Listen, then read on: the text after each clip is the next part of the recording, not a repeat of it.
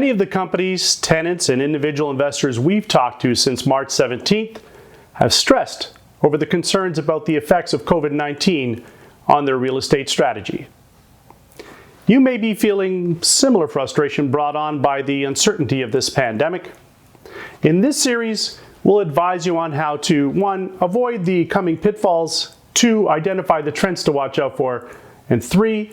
Reveal the market cues for timing future investment decisions, so that you'll have a plan to unlocking the greatest opportunities in business and commercial real estate that lie ahead in this next new economic cycle. Are you ready?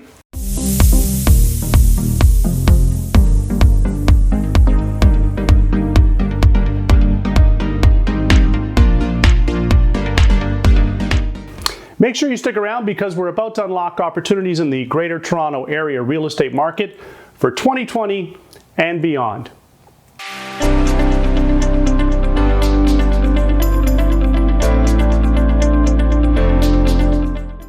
Hi, this is Mel from CRE NEXT, Work Out Loud, brought to you by Paramount Real Estate Properties, specialists in occupancy and investment solutions in the Toronto West market. And if you're new to this channel, we share helpful insights on the current real estate market so that you can make better business decisions for your company and for yourself. So if you play a role in shaping real estate strategy for your team or are looking to invest in commercial real estate, make sure to subscribe and tap the notification bell so that you don't miss any new content as soon as it's released.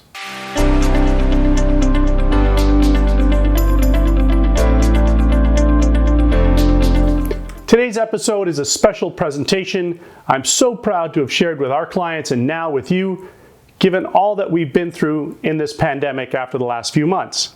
In this series, we'll be taking a comprehensive look at the impact of COVID-19 on the Greater Toronto Area real estate market. For those of you new to real estate, we'll keep it very simple for you to understand.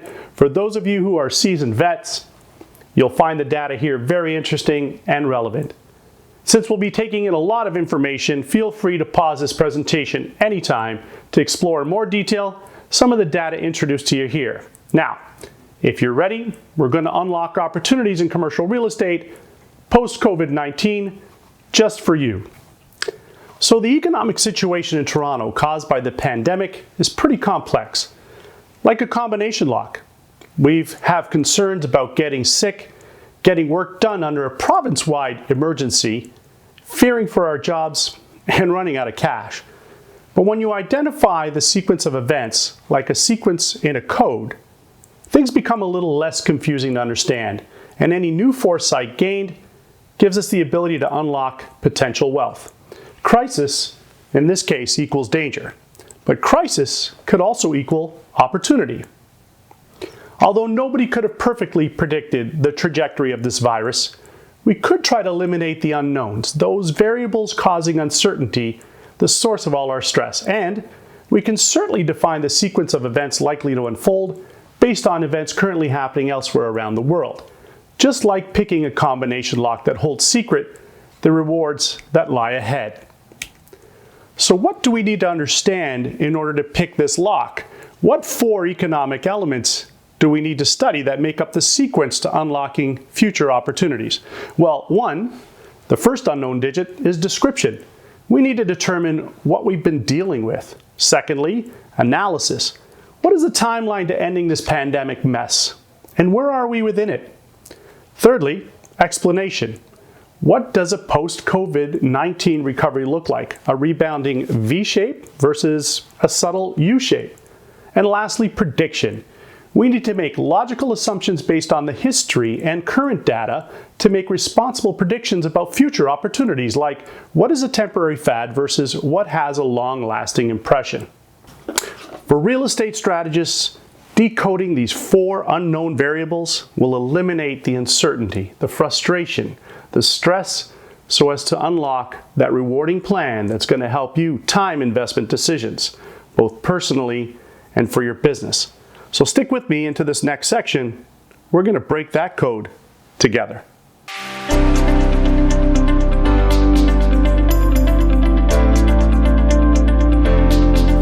The plan I'm about to share with you will provide a framework to meeting your goals as a real estate strategist, a bridge to getting onto the other side of this confusion.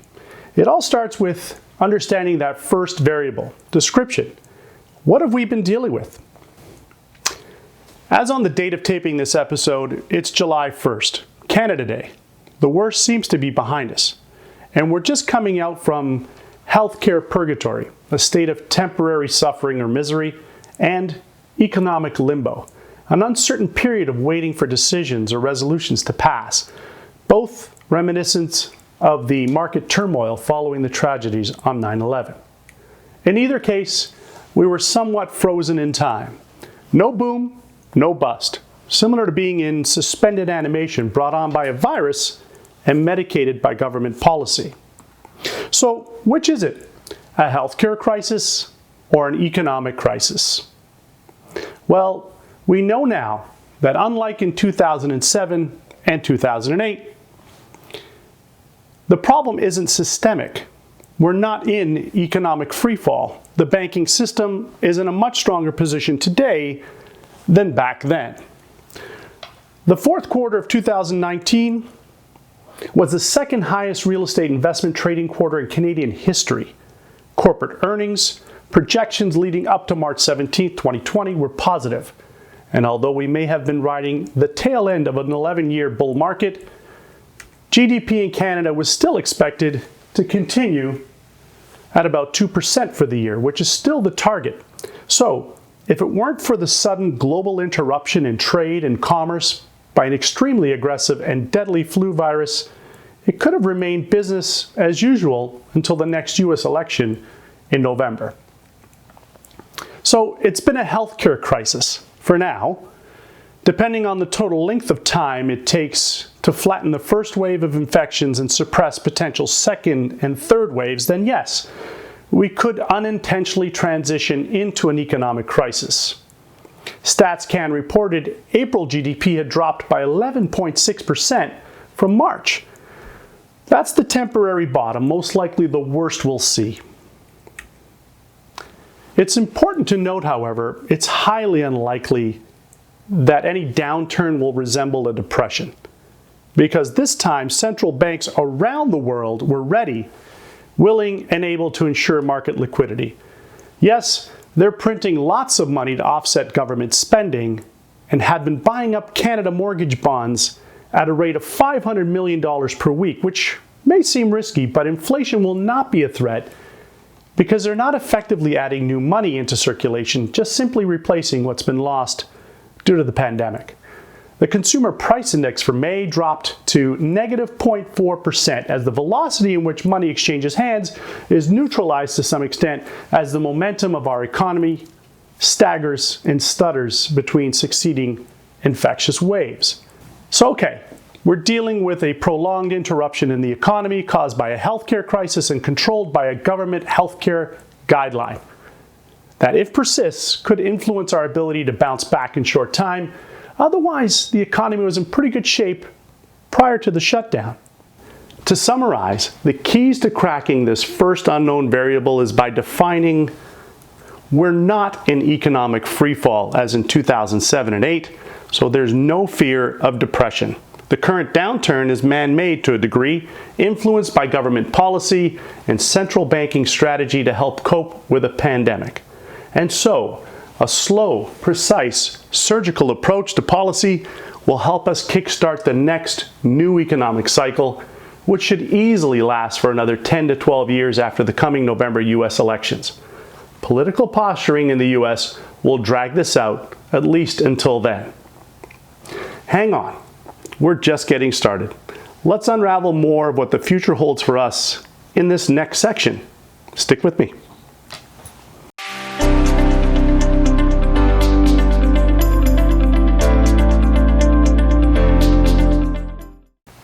So continuing on with our simple combination lock analogy for this pandemic crisis, we've revealed the first unknown variable by defining this moment in time and truly understanding what we're dealing with. A healthcare crisis, not an economic crisis for now. Next, we need to decipher that second unknown, analysis, relating to timing. When can we expect to get back to normal? To answer this question, we need to know What is the timeline for this pandemic, and where are we right now within it? Here's where Canada is on the curve. As on the date of taping this episode, we just entered into stage 2. We had lagged behind the European infectious curve by about 2 to 3 weeks. Now, however, much of Canada is in sync with parts of Europe as it comes out from an absolute shutdown. This transition is earlier than the 12 to 16 weeks first anticipated back on March 17th. As we head deep into the summer, it's clear now to see that we've reached a crossroad where healthcare needs meet economic and social needs. Much of Canada has loosened the guidelines on an economic shutdown, broadening what it defines as essential service, and lifting enforcement on total isolation in favor of reopening public parks, splash pads, recreation centers, programs, domestic travel for health, leisure, activity. So as of June 8th, it will have been less than 90 days before introducing stage 2 of normalization in Ontario. Why is that? Well, Canada overall is a fairly younger country demographically and for the most part sparsely situated between major cities. So as a result, the number of cases and deaths rank much lower than the rest of the G7 nations, with the exception of Japan. This would include the United Kingdom, France, Germany, Italy, and the United States. Are we jumping the gun? It's quite reasonable to expect a second wave, as experienced in other parts of the world, although don't expect any aftershocks to be as devastating as the first wave. For one, the surprise factor is gone. We've educated the public on protocols for reducing risk. Secondly, the healthcare system is better prepared to test and providing personal protective equipment. Moreover, number 3, all 3 levels of government are better organized between themselves. And lastly, the most vulnerable population, the elderly, have already been severely impacted, and now measures are in place to protect this segment of the population. So, how long will this health scare last? The pandemic threat will last until we come up with a vaccine, of course, but you should expect the public scare in Canada to last until the end of the next flu season, spring 2021. So happy anniversary. It will have been a full year. Until then, watch for fears to subside quickly over the next few months as we learn to better cope with these new realities. Should we experience a second and/or third wave, well then that 12-month period will likely end up closer to 18 months. So in summary, we've completed the first 3 rounds of this 12-round pandemic match and championing our way towards a knockout by the spring of 2021. Look for the start of better times ahead between April and September of 2021. That's when you jump back into the market with confidence, both equity markets and real estate markets. We've cracked the second unknown variable. Expect up to a full year of recovery before we can usher in the next new economic cycle. Let's keep moving forward into section 3, recovery the next 90 days and beyond.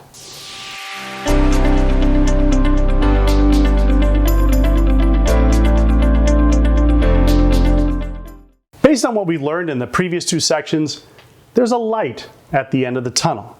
The healthcare crisis should bottom out by the end of spring 2021, and a slow, precise, surgical approach to economic policy will ensure a start to the next cycle by the end of Q2, start of Q3 in 2021, approximately between 12 to 18 months away. So our third unknown variable is explanation. What form will a recovery take? A quick V-shaped recovery in which we bounce back almost immediately by the end of the summer, as outlined here in blue. A U-shaped recovery that could take us until the end of the year, as outlined here in red. Or a W-shaped recovery, outlined here in orange, that could need up to a year or more to get back to this past February's levels. Who will be the winners and who will be the losers during this period? We know governments will strive for a man-made and controlled U-shaped return to prosperity after multiple quarters of what will be defined as a technical recession. Why is that? Well, partially by design, to avoid successive infectious waves. One, there will still be controlled efforts by the government to flatten the curve and limit the return flow of people outdoors and back to work. Restaurants, fitness facilities, and other experiential retail like escape rooms, game rooms, casinos, etc., which rely on crowds of patrons, will continue to suffer for some time. The worst hit will be hospitality, tourism, and the entertainment industries. Think hotels, theaters, arts, and cultural centers. Secondly, we'll witness the slow rebuild back from the public's trust towards a return to their traditional workplace. For that trust to foster, corporate leaders will be required to implement health and wellness protocols for the workplace prior to re-entry. So expect a slow return of staff after the summer and possibly the fall, when the problem of who's going to take care of my kids is solved. According to the Conference Board of Canada, we had temporarily rebounded with consumer confidence in June, recovering 2/3 of its pre-pandemic level. However, long-term confidence towards spending will be slow to restore as job security is questionable over the remainder of 2020 and the first quarter of 2021. Consumer spending will continue to support pharmaceuticals, however, and nutritional supplements, and in companies catering to household staple goods like Procter & Gamble, or retailers like Walmart, Home Depot, Costco, and Canadian Tire. 3. Watch for the continuing rise of traditional tech companies, artificial intelligence, 5G infrastructure companies, and others which have a strong digital presence and e-commerce platforms.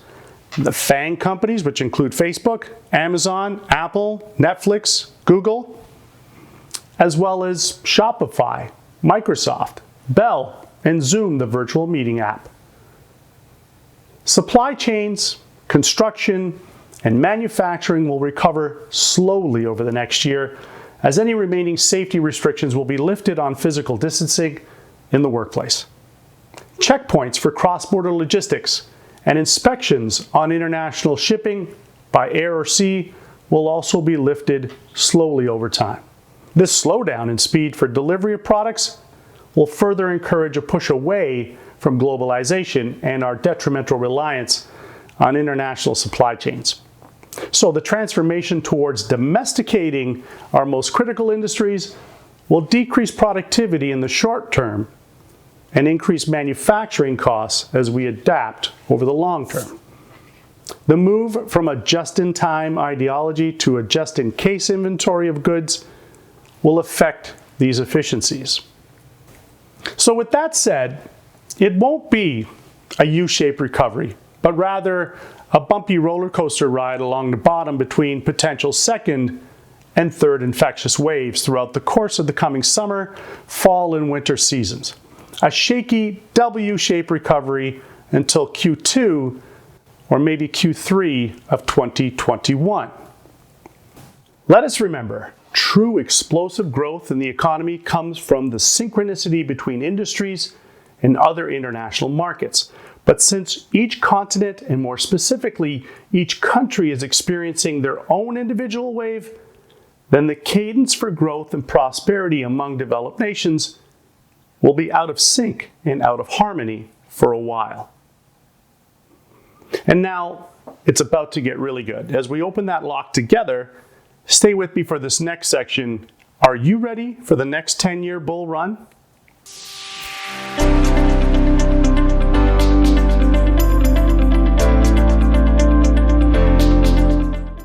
Welcome back to section 4. Are you ready for the next 10-year bull run? So now that we've estimated how long and what sequence of events are likely to unfold, what's next? We need to decode that last variable in this series of unknowns, prediction, so as to reveal future opportunities. Here's one. The world's central banking systems are getting better at coping with crisis and therefore reacting quicker than in the past. They're learning. As a result, it only took about 27 trading days for the Dow Jones to crash sharply by 37% and then bounce back up from the bottom by March 23rd. Given the past performance of the market in May and June, investor confidence is suggesting a quicker return to the peak stock market levels of February 12, 2020. Should all go well in the US with elections, protests, and possible second or third waves, we can assume larger trading volumes in the equity markets by winter of this year, which is much faster than the dot-com crash of 2000 or the financial crisis in 2008. Markets should then go on and push to summit a new peak for the next economic cycle in around 10 years. That's about 2030. That's when you think about cashing out at the top once again. If the markets are a leading indicator for the economy by about 6 months, we've got a good run ahead of us over the next decade, starting spring, summer of next year. So what other logical assumptions can be made based on current data that can help us define with confidence future trends and distinguish between temporary interruption versus permanent disruption? Let's begin with this premise. Just as 9/11 forever changed the way we travel and ushered in the era of national security, and the financial crisis of 2007 and 8 influenced monetary policy, reformed banking and stress testing, this pandemic will introduce themes of digitalization, surveillance, physical distancing, remote working, health and wellness protocols, all while making the digital economy indispensable. Today's COVID crisis will affect the way we track our activity, work with colleagues, play, dine, shop, pay for things, operate a business, construct buildings, use antimicrobial materials and clean surfaces, design architecture, and reconfigure our living and working environments. So, what will the new normal look like for the short term? Well, stay with me. That's coming up next.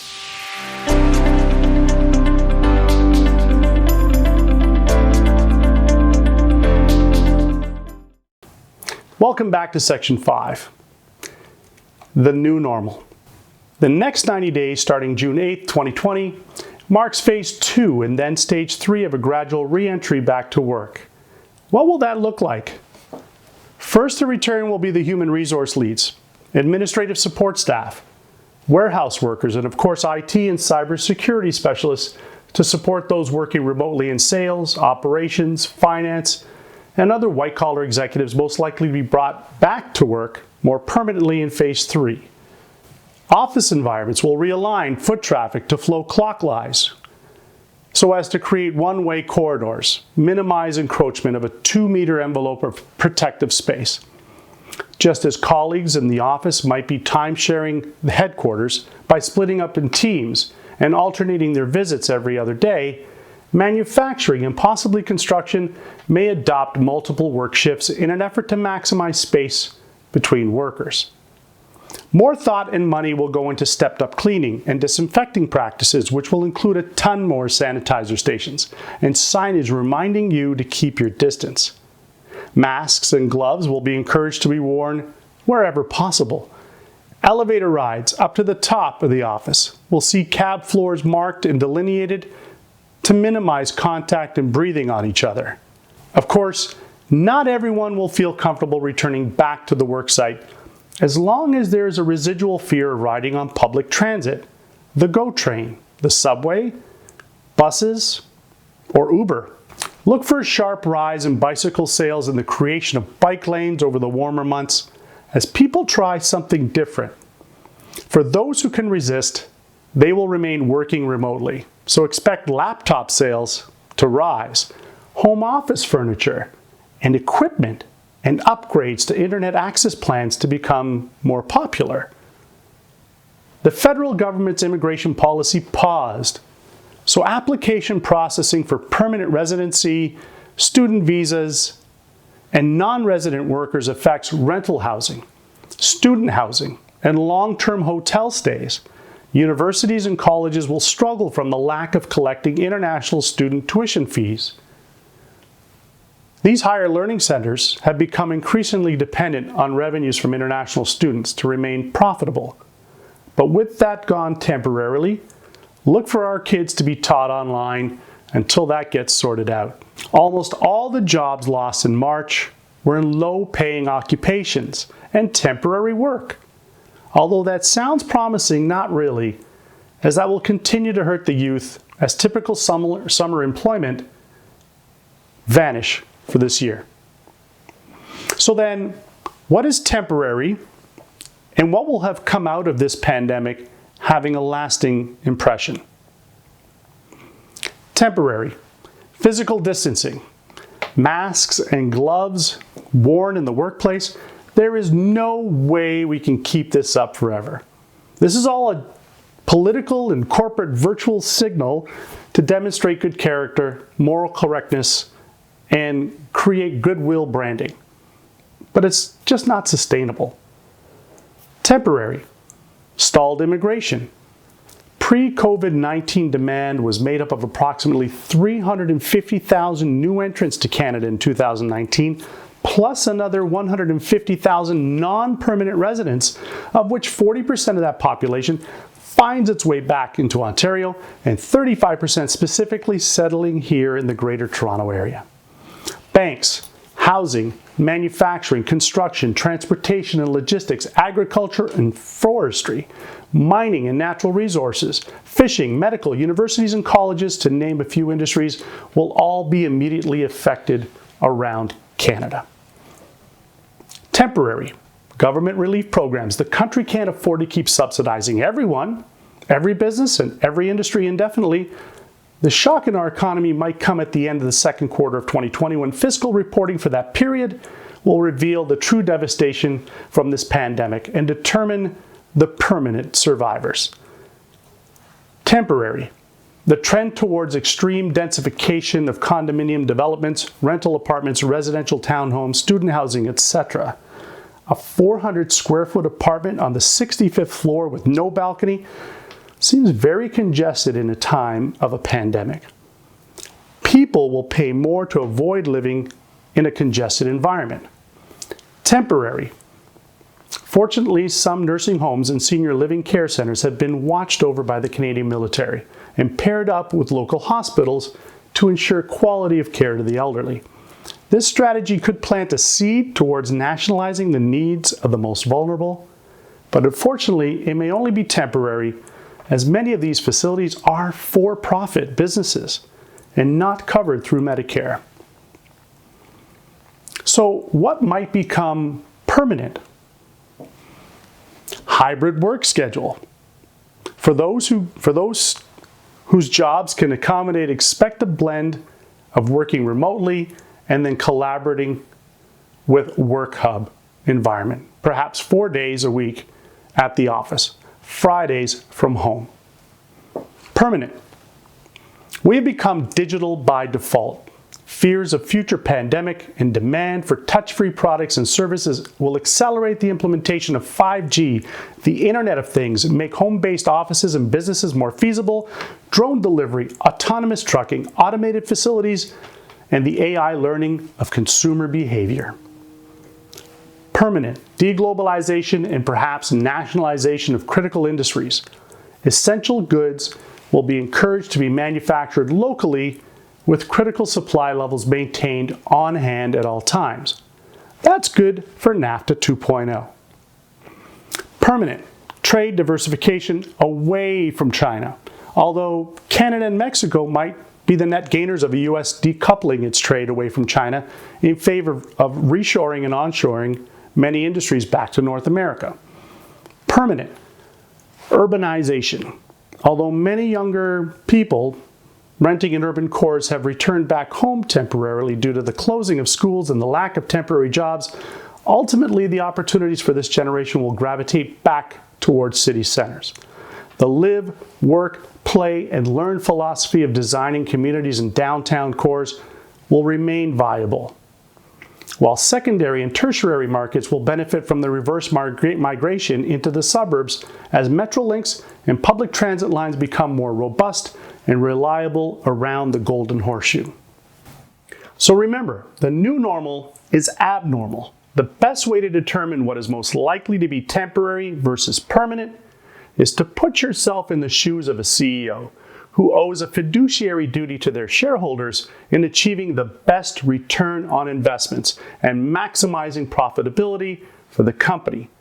That means anything that will add to the bottom line will surely be adopted for the long term, and anything that will retract from the bottom line will be short-lived. All right, we've done enough here. To piece this economic puzzle together, let's see what the complete picture looks like in the following section 6. I call the big reveal, unlocking the opportunities ahead. Over these next few sections, this is where we'll apply all our findings from the series to a real estate strategy. I'm really looking forward to sharing this with you, so stay with me.